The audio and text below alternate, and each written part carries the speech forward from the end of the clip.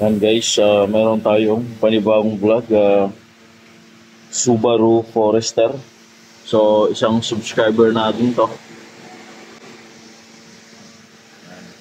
So, overheat siya. Magpapalit tayo ng water pump.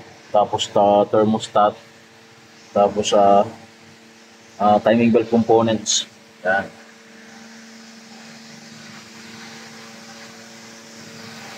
Ito yung mga pamalit natin. Yan, ito yung gear.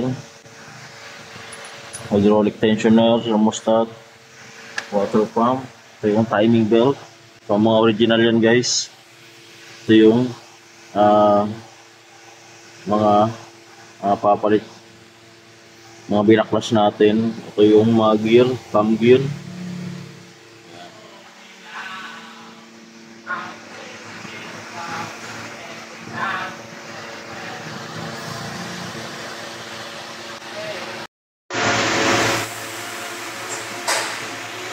Guys, so ito na yung timing niya.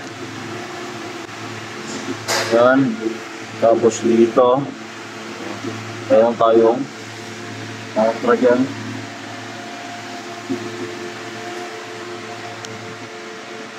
Yan. Okay.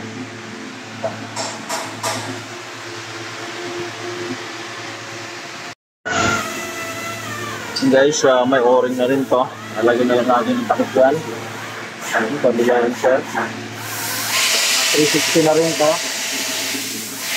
Okay lang, tatakpan na lang. Guys, dito tayo sa ilalim.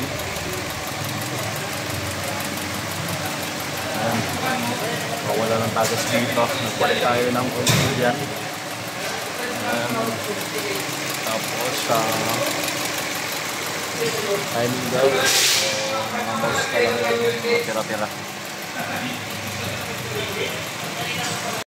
And guys, maandar na, normal na siya.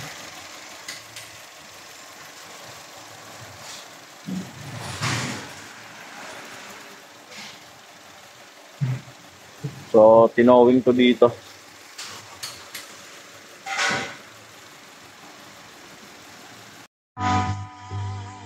Okay na rin dito. Pero i-road test pa natin to.